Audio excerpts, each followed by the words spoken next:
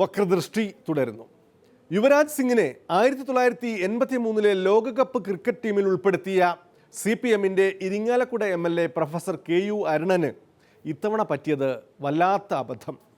മറ്റു പാർട്ടികളിലെ നേതാക്കളെ RSS BJP വേദികളിൽ പങ്കെടുപ്പിക്കാനുള്ള അവരുടെ ഗൂഢ പദ്ധതിയിൽ വനിതാ ലീഗിൻ്റെ ഖമറുന്നിസ അൻവറിന് ശേഷം അരുണൻ മാഷ് പെട്ടു.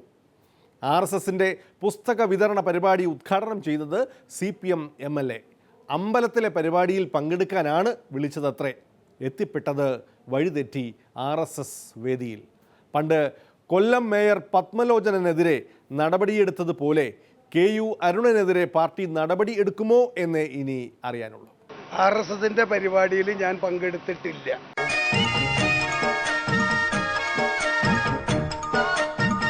യഥാർത്ഥ സംഭവം അവിടുത്തെ അമ്പല കമ്മിറ്റിക്കാർ കുട്ടികൾക്ക് പുസ്തക വിതരണം പുസ്തകോത്സവവുമായിട്ട് ബന്ധപ്പെടുത്തിക്കൊണ്ട് നടത്തുന്നുണ്ട് എന്ന് എന്നോട് പറഞ്ഞു.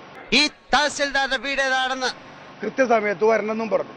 എനിക്ക് ശരിക്കും പറഞ്ഞാൽ വഴി അറിയില്ല. വഴി ചോദിച്ച് ചെന്നപ്പോൾ ഡ്രൈവറെ തഹസിൽദാരുടെ വീട്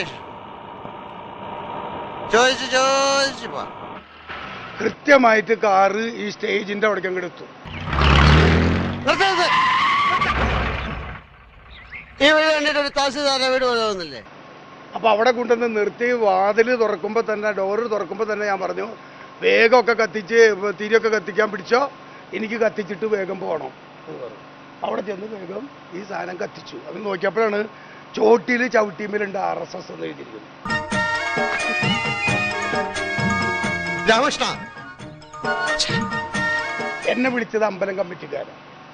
RSSകാർ വിളിച്ചാൽ പോകാതിരിക്കാനുള്ള മാനസികമായ ധൈര്യം എനിക്കുണ്ട്. അവരുടെ ശാരീരികവും ആശയപരവുമായ ആക്രമണത്തിന് നാട്ടിക പാർട്ടി കമ്മിറ്റിയിൽ പ്രവർത്തിക്കുമ്പോൾ ഞാൻ വിധേയനായിട്ടുള്ള ആളാണ്. ഞാൻ സർദാർ ഗോപാലകൃഷ്ണൻ എന്ന് പറയുന്ന ഇന്ത്യൻ റിപ്പബ്ലിക്കിലെ ആദ്യത്തെ രക്തസാക്ഷിയുടെ വീട്ടിൽ നിന്ന് അയാളുടെ കട്ടിലുമേൽ നിന്ന് എഴുന്നേറ്റ് പോരുന്നതാണ്. എവിടെയാണ് ജാതി മതം എവിടെ അകറ്റി നിർത്തണം എന്നുള്ളതൊക്കെ ഭംഗിയായിട്ട് എനിക്കറിയാം. പങ്കെടുത്തത് അവിചാരിതമായി തെറ്റായിട്ട് ചെന്ന് പെട്ടതാ. ഇപ്പോ എനിക്ക് അവിടെ ചെന്ന് പെട്ടതിൽ ഈ രൂപത്തിലൊരു അവസ്ഥ ഉണ്ടായതിൽ സത്യത്തിൽ അതീവ ദുഃഖമുണ്ട്. ജില്ലാ സെക്രട്ടറിക്ക് എന്നല്ല, കമ്മ്യൂണിസ്റ്റ് പാർട്ടി ഓഫ് ഇന്ത്യ മാർക്സിസ്റ്റിന്റെ പിണറായി വിജയൻ തുടങ്ങി, വിജയേട്ടനൊക്കെ ഞങ്ങൾ ഒരിക്കലും ആൾക്ക് തുടങ്ങി, എന്നെ നന്നായിട്ട് അറിയാം. മനസ്സിലായ ഒരാൾക്ക് അക്കാര്യത്തിൽ ഒരു സംശയമില്ല. ഒരു പാർട്ടിക്കാരനും ഉണ്ടാവില്ല. EPക്ക് ഉണ്ടാവില്ല, പിണറായിക്ക് ഉണ്ടാവില്ല, വൈക്കത്തിന് ഉണ്ടാവില്ല, ടീച്ചർക്ക് ഉണ്ടാവില്ല, ആർക്കും ഉണ്ടാവില്ല. ആ വീട്ടിൽ എന്താ സംഭവിച്ചത്? കിഴങ്ങെ തന്റെ വീടാണെന്ന് കരുതി പുറമേശത്തെ വാതിലിന്റെ ഓടാമ്പൽ ഇളക്കി ഞാൻ അകത്ത് കയറി മൂക്കറ്റം വെള്ളം അടിച്ചോണ്ട് ഈ മാക്സി കൊടുത്ത് കട്ടിക്കിടന്ന് ഉറക്കിപ്പോയി. സോറി. നടപടി ഉണ്ടാവുന്നൊക്കെ വെച്ചാൽ സീരിയസ് കുറിച്ച് ഏറ്റുവാങ്ങും. പാർട്ടിയുടെ ശരിയായാലും തെറ്റായാലും ഏത് ശിക്ഷാ നടപടി ഏറ്റുവാങ്ങുന്നതിൽ അങ്ങേറ്റം സന്തോഷമുള്ള, പാർട്ടി തെറ്റ് ചെയ്താലും ശരി ചെയ്താലും പാർട്ടിയിലേക്ക് കീഴിൽ നിൽക്കും. അയ്യോ പറ്റിപ്പോയി. അപ്പോഴേ സാഗർ സാറേ, താൽഷീദാർ വിടുന്ന ലക്ഷണമില്ല, കേസാക്കണമെന്നാ പറയുന്നത്. പിന്നെ മനുഷ്യനാണല്ലോ. രാഷ്ട്രീയത്തിനും ജാതിക്കും മതത്തിനും ദേശത്തിനും ഭാഷയ്ക്കും ഒക്കെ there is a limit. MLA ഏറ്റവും ഒടുവിൽ പറഞ്ഞത് കേട്ടല്ലോ. അതിൽ ഉറച്ചു നിൽക്കണം. മണ്ഡലത്തിലെ RSSകാരൻ്റെ ആയാലും പോപ്പുലർ ഫ്രണ്ടുകാരൻ്റെ ആയാലും MLA ആണല്ലോ KU അരുണൻ. സംഘടനാ പരിപാടി അല്ലാത്ത പൊതുപരിപാടിക്ക് വിളിച്ചാൽ MLA പോകണം, പോയി ഉദ്ഘാടിക്കണം. വീണ്ടും ഇടവേള. വെള്ളക്കെട്ടിൽപ്പെട്ട മുഖ്യൻ. ഇതല്ല, ഇതിനപ്പുറം ചാടി കടന്നവനാണ് ഈ KK ജോസ്. വെള്ളം കയറിയോ നിങ്ങൾക്ക് വാർത്തയായല്ലോ അല്ലേ?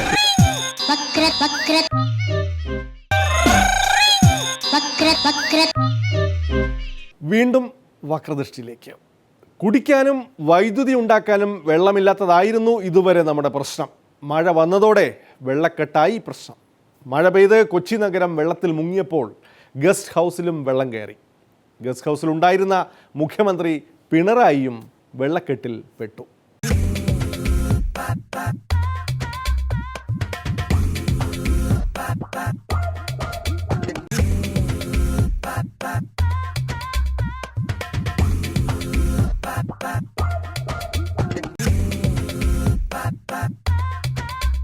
ജാങ്കോ നീ അറിഞ്ഞ ഞാൻ പെട്ടു.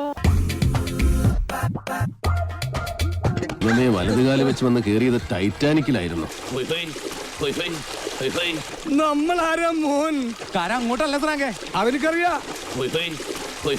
ഇതല്ല, ഇതിനപ്പുറം ചാടി കടന്നവനാണ് ഈ KK ജോസ്. ഇവിടെ വെള്ളം കയറിയത് നിങ്ങൾക്കൊരു വാർത്തയായല്ലോ അല്ലേ? ഗസ്റ്റ് ഹൗസിൽ വെള്ളം കയറിയതോടെ മേയർ സൗമിനി ജെയിനെ മുഖ്യമന്ത്രി വിളിച്ചു വരുത്തി. പ്രശ്നം ഇപ്പോൾ ശരിയാക്കി തരാം എന്ന് മേയർ മുഖ്യമന്ത്രിയെ അറിയിക്കുകയും ചെയ്തു.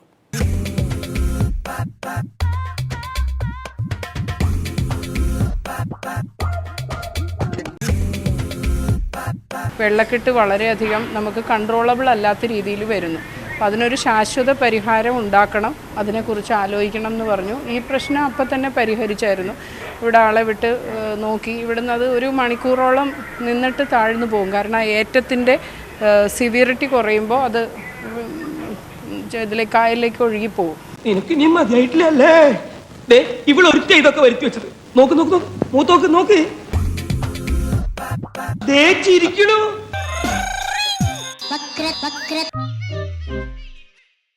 ഇതോടെ ഇന്നത്തെ വക്രദൃഷ്ടി സമാപിക്കുകയാണ്. വീണ്ടും നാളെ ഇതേ സമയം. നന്ദി, നമസ്കാരം.